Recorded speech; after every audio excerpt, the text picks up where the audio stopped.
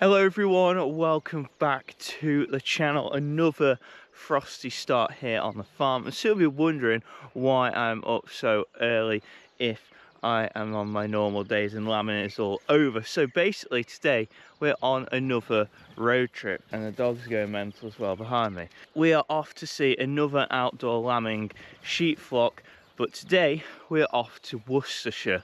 So we're going to see a couple of farms. I might only get a chance to film one, but the one we're going to start off with is going to see some outdoor lambing Romneys. As I've said before, I want to see loads of different systems, loads of different breeds, see what works for them, see what ideas I can take for next year's outdoor lambing. So I hope you enjoy. We've got an hour and a half drive. Let's get to it. I'll probably see you next time when we get down to Worcester.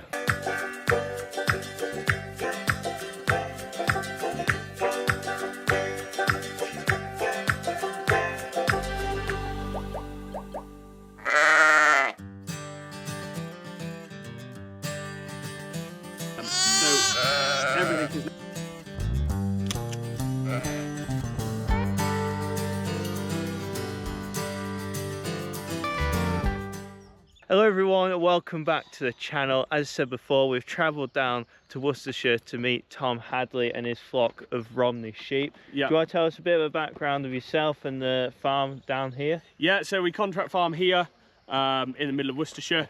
It's just over 600 acres, running Romney sheep. Try to do a few cattle as well, a bit of arable and everything else. I've been here 6-7 years now, so we've grown the flock from about 150, 160 ewes up to 900 ewes. Pretty impressive. So yeah, it's going well really. Try and do everything is forage based. Trying to sell breed and stock. A few rams each year, a few ewe lambs, a few yearlings when we got them. And yeah, we've just introduced some easy care genetics this year to see what we can do with them and have a play around. Quite like my genetics, and we all like our genetics here. Definitely. And just playing around with them and seeing what we can do and what we can't do, and yeah, see what we can get away with really. Trying to produce a sheep that'll look after itself and make a profit really. Yeah, that's the main thing. So, yeah. What we'll do now, we'll jump in the buggy and we'll have a look round. Yeah, Is that perfect. right? Yeah, Cheers, we'll have a drive round. Thank you. Cool. Firing away. And this is really impressive. So this is one bit that I really like. And you're saying this is the first bit you show everyone. Yeah, this is the first bit because nobody will ever believe us. No. But this is our lambing shed. We lamb everything outside, and this is the extent of the lambing shed. We've got a ewe here with big teats, so she's come in, she'll go back out today. We've got a lamb in the second pen with a crook neck, so he's just worked it out now. And there's a ewe in the bottom that lost a lamb, so she's got a triplet on her. This is the extent of we'll have lambed over 200 ewes in a week, and this is all we've got. This is the bit that I like. Yeah, and I've lambed one single with a head out, and I pulled a quad last night because I wanted to go over for tea. Yeah, fair enough. So we farm the sheep without subsidies. Yeah. There's no subsidies involved. There's subsidies on everything else, but that all goes into a different pot. Yeah. So the sheep have to make money. And that's the aim. And it's taken us 5 years to do it. Yeah. But we've grown from, I came back from New Zealand 6 years ago, shearing out there. Okay, so I was travelling backwards and forwards shearing. So I stopped 6 years ago. My last year was meant to be the COVID year, but I didn't go. And I think that first year we lambed like 180 ewes. Yeah. So like it involves a lot of investment. And do you breed your own replacements? So we've closed it. The first year we bought 400 ewe lambs in. Yeah. And then we've closed the flock since. Yeah. So yeah, everything else is in. So these are singles. Yeah. There's 140 singles here on 30 acres of grass. And the main thing with singles is you've got to keep them tight. Yeah. Because I'll never get the lambs out of them in 2 weeks' time. And this is literally what lambing outside involves. Yeah. Just going around checking. So we only do 2 checks.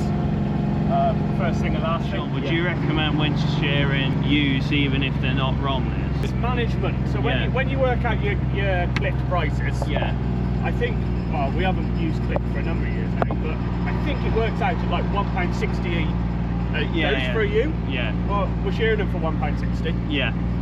So you've got no issues over winter. These are on routes they just stay clean. As temperatures are warming up, more time of the year, they can get struck. Yeah, it's well, not just exactly. season anymore, is it? One of my best mate, the lad I share with, we always go and dip his ewes. Yeah. And he used to dip in September, and then he was finding that late end of October he was getting struck again. Yeah. Because he just got that fly, just come that bit warm. Yeah. So these only have one fly spray. Right. So they'll have one fly spray at docking when we dock the lambs. Yeah. And then we'll shear them again then end of August. Yeah. Shear all the lambs, shear all the ewes all in one hit. So very much they lamb, you leave them to it, and you won't touch the lamb. Well, so this is the first year that I've tagged my breeding sheep. Yeah. At birth. Yeah. Normally we tag at docking, tag everything at docking. Yeah. But we had a faux pas last year where a couple of gates got left open. Yeah. And I had a couple of bunches mixed. Right. And it really annoyed me because it was two different lots of genetics. And I could never tell the difference then. Yeah. So I'm tagging my breeding sheep then, my ewe lambs, as we're going along now. I don't think I'd want to do it if it was wet, miserable and horrible. Yeah. Because I don't think the lambs would like it. No. But you'll see now this morning, we tag more in the night at the moment. Yeah. Just literally catch a lamb, put tag in its ear, record it and away to go. One of my ideas was to number the ewes, because as long as I have the number on the ewe, so I have to catch her, I can put the tag to the ewe. Exactly. I don't necessarily have to number the lamb. And a few of my mates use the flag tags. Here are you all forage fed, no feed or? Yeah, it's all forage based. We don't feed any concentrates whatsoever. We've got lambs in the shed now on feed, on hoppers. Last year we sold all the stores. Yeah. This year we had space because we didn't have so many cattle. Well, we didn't have any cattle this winter. Yeah. So we finished all the lambs then. So they're just on oats and barley, but everything else is forage based. Do you scan everything? Yeah, everything's scanned. Got a very good scanner, which makes all the difference. And he'll tell you early to late, because the lates are your biggest problem. Right. Because of lambs getting too big. Yeah. So, and you always give up lambing, don't you? Yeah. You do, like you do a month. Do you ever get many problems with mismothering at all outside? You get the odd ewe that'll pinch lambs. Yeah. But you'll get that wherever, don't you? Yeah. No, touch wood. Just space is the main thing. Yeah. You just got to give them space. These only came up here 4 days before they started lambing. Yeah. But the first few days you drive round them, they'll all bunch up. But now they just get used to you driving around. Yeah. And the main thing really is just to do what you normally do. We lamb ewe lambs, all our ewe lambs get lambed. That's one thing Asking a lot of people. Everyone that lambs outside seems to lamb the ewe lambs. Yeah, so lamb our ewe lambs. We only tuck for 18 days in the ewe lambs. Right. So these will start on they're due to start on the 12th. Yeah. And we'll just take the single out of them and we're away and we're happy. Yeah. Twins will probably lift a lamb. You do get more issues with them than anything else. Yeah. So this is a quad that we had last night. We lifted a lamb straight away and chucked it straight on the single. Yeah. Kill rid of those three now. So you leave all triplets on? Leave triplets run. Yeah. As long as they're going well. If I need a lamb, I'll come and steal one. Yeah. But she'll get let back through with everything. Yeah. We lamb the triplets with the ewe lambs. Yeah. Because the ewe lambs are on the best grass. Right. So the triplets get the best grass as well. And any skinny ewes lamb with the ewe lambs. Right. We always find if you lamb some ewes, it calms them all down, steadies them up. Yeah. So that's just what we found basically. Is that another set? Yeah, that's another set of triplets we had last night. One thing, my views of sheep have changed completely. When I started, you go to sales and you look at the pretty stuff. This before I had much knowledge in it, and you're like, oh, that's what everyone wants. But this is proper sheep farming. I'd say like looks on everything. It's if that ewe performs is what matters. I do like the way that our sheep look. Yeah. But we don't select for how they look. No, that's what I mean. They got to do a job. Do you find from when you began? Yeah, I know you just started breeding your own place was more, and it's a closed flock. The ewes that lamb here and the lambs that are reared here, do they perform better on your farm? Yes. Yeah. So the first year we bought some ewes from Cambridge. Yeah. A flock dispersal in Cambridge, went down there, bought 120 ewes. and they absolutely hated it here. Because they weren't used to the wet. We're a wet farm, and they just could not cope, could not keep condition on them. And then we had a load of off Phil Priest, Wairi. He's from Craven Arms, same sort of climate. And they just motor. And we've had a few up from Devon as well, and it's perfect. It suits us. It suits the sheep. And the smaller sheep as well, with like our mature ewes are only 70-75 kilos. There's no point having big sheep that don't do anything. Saying all the stuff I've done in the past and I want to get away from. Yeah, we grade, most of ours are grade out as ours, a few ewes. All on the dead. We've got a very good collection centre at Leominster. I can be there and back within an hour. Drop a box load of lambs at any time of the day. He'll text you and say they're either going at 9 o'clock in the morning on the 9 o'clock load, or they're going at 3 o'clock in the afternoon. So you can be in there from 5 in the morning, or if you're on the 3 o'clock load, you can go at 10. 10 till about 10 to 3. That's nice. Whatever works for you. They scan their tags and away to go, and then you get your. We got to Parry, so everything goes through to Parry. You get all your weights back and can compare it all. Because in the market, it's all luck of the draw. You're right. It's nice having that feedback off the abattoirs on your kill sheets to know where you're going. So all up here is all twins now. You just got to give them space, and they're happy. They just take themselves off to a corner and away to go. You just put the ewes on the pastures which you think will suit what they need, so the best pastures for what is required. So the best grass, I measure grass every week. So the best grass will go to the twins, and I'll stock them right. The singles go on the poorer grass and stock them heavier. Some of the singles are stocked at 5 to 6 to the acre. The twins, the next lot are stocked at like 2 to the acre, just because it's got space. And the precision grazing, do you work with them to work out the rates, or is that kind of yourself? No, so that's all on me. We just bounce ideas, because I went for a year. One season I did electric fenced everything. But you just waste so much time putting electric fencing up. So now we just mob sheep up. We'll run 2 mobs. 400 ewes in a mob and lambs. And we just flick them around every field. It's just easier than subdividing and moving 10 different bunches of sheep. Mob them up and just keep them on the move all the time. So we've had it grazing just in big fields, basically. Like ewe lambs have to do in that. So if they're not doing, then we won't keep them. Like they have to do in that system. So they have to perform. And would you get rid of any ewe lambs that don't get in lamb? I sell them. We sold them this week. Another chap's had them, but I wouldn't keep them. But they gave us good money for them, so they go. And they do lamb better as yearlings. Once they've lambed as a ewe lamb. And it does help with bringing them down smaller. Pure lamb by this afternoon. Just bought itself in here right away. Do you find they go into corners? Little. Just take themselves away.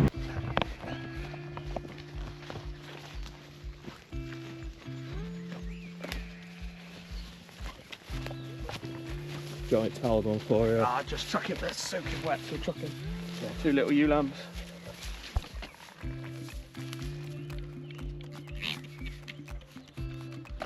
So you do iodine?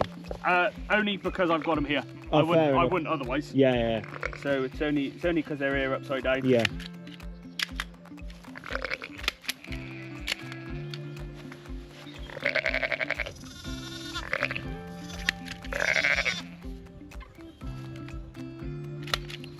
Good mums, aren't they? They are. I had one the other night, absolutely pile drove me in the ribs as I was doing it. You can't do that with all of them. No. But it's come up with her breed. And does that work well? Interesting. Does that work well with the Parry? This? So this is the new one, and this is the cloud-based one. So we've only gone over like 3 weeks ago, just before lambing. So that's them done now. That's them finished. If you know what I mean. Or they've all worked for each other before, they just go around the cycle.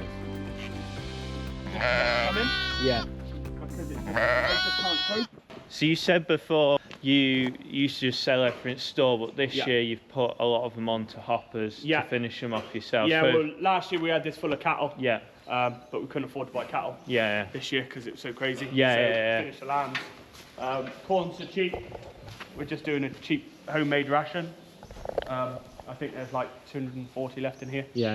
So these will come fat over the next month and away to go, really. It maybe knows what kind of ration. So this is oats and barley, whole oats, whole barley, soya and molasses. We like to get whatever we can away on grass, but we don't want to be pinching off ewes. And the big thing is, these are all obviously purebred Romneys. And they produce a good enough carcass for what the market wants. And there's too many people that think they need all these flashy lambs, or you go into market and they want this particular type. When you go to the abattoir, this is what they want. You do get like the E grades, you do get your bonuses on, your 20 pence bonus on, but really does that pay? Exactly, for that extra few pence. It doesn't. Like on a 20 kilo carcass, you're getting 20 pence a kilo extra. And like, you'll think, what will these scan at roughly? 160, 170. And you'll get more out at the end because they're an easier lambing breed. You've got less cost because you're lambing outside.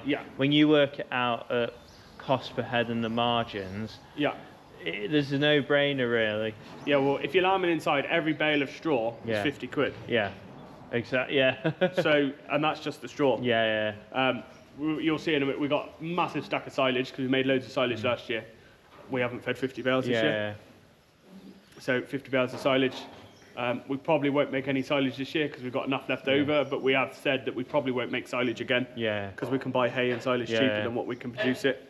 So just run more sheep, and the years where you don't need the silage, you haven't got a stack of 200 bales sat there. So going into these easy care crosses, how long is this? The first year of lambing? This is the first year. We bought 3 tubs at sale this time. They're easy care cross Exlanas. So like a hybrid sort of thing, really. So this is the first year. So far, so good. Haven't touched one, haven't lambed one. They're coming out nice and small, lively. Like, you've got to catch them straight away because otherwise you stand no chance whatsoever. You can just see the easy care in them. So homebred ewe. And what will you put these homebred ones back to the easy care again? Don't know yet. Oh, fair. haven't decided. Probably we put all our ewe lambs to a clin. They all go to a clin first time round. So these might probably go to a clin. The first time, and then they go back to an easy care then. But whether we get to the point where we put like a New Zealand texel on them, put some shape back into it, like put a shed in one. So these are single easy cares now. And roughly, what stocking rates would you aim for with different? We're quite highly stocked. So we'd be like fours, really. But the lays are there. Like these, as soon as we've near enough finished lambing these will go back out onto pokey lays. They'll just go straight back up and be fed back up straight away. But you got to get lambs out of them. The last thing you want is big singles lambing outside. It's always that last week, and that's why we scan early lates now. And I can have all my lates in one bunch, and I don't feel like they don't have any. They're on dirt. But we used to teaser, do all of that. And now we just lamb for a month. That's it. And it is a month, and if we have a few extra barons because of it, we have a few extra barons. But you only lose more lambs in the end. And it just... Well, you're right. When you leave them in for that extra bit, they're the ones that don't get looked at. Well, you're leaving at 5 o'clock in the morning to go shearing. And then you're coming back at 7 o'clock of the night and having to go pull a dead lamb out of you with a big head. But like, this is like, how hardship has this lambing been? Like, I didn't get out of this morning. Because like, normally I'd be tagging first thing. I waited until you came to tag. But I got out to open the gates, that was it. Like, I didn't get out to do anything this morning. So on top of the sheep and all the other enterprises here, Tom, very recently they've invested and put glamping pods in. We put 2 glamping pods in. They're really nice. We just had a look around inside them and they've been done out really well. Do you want to say exactly? So we this was just a corner of a wet corner in a field, and 18 months ago we decided that we'd see what we could do. Looked at it, travelled all around the country looking at different pods. Yeah. Flew over to Ireland to have a look at some over there, and then ended up having these two made in Telford at Pod Factory, they're called. Brilliant, and they've done it exactly how we wanted it. And we've done, well, what we can afford, basically, the top spec of what we could afford, to just luxury glamping pods. King size bed, full size bathroom, kitchenette, hot tubs outside, just for romantic getaways in the middle of nowhere, really. It is very nice because where exactly you're based, so people know. So if they do want to come and visit. So it's a glamping site. It's called the Paradise Valley Hideaways. We're actually in Paradise Valley. So the area here is called the Paradise Valley. Cool, yeah. It's called Paradise. So yeah, it's we're in Worcestershire, on social medias and all that sort of stuff. But yeah, it's all new. We've just been opened 12 months this month, so it's all very exciting, and it's all a learning curve, and but yeah, really pleased with how it's all going, and it's part of the diversification, really. And if you love a rural getaway, it's perfect. You can go and collect your own eggs in the morning. So you've got chickens with each pod, haven't you? And you say you can have the eggs. Yeah. Then we've got the horses, sheep, everything all around, and it's just, we are literally in the middle of nowhere. You've got monkjack running through the wood, squirrels in the trees, birds singing away. We are just rural, really. We're a mile off the beaten track, down a little windy road. And yeah, it's just a getaway. Yeah, perfect getaway if I was to say. No, we do like it. Yeah, we're very spoilt here, so it does just it just share our little bit of countryside, really. Cool. No, cool.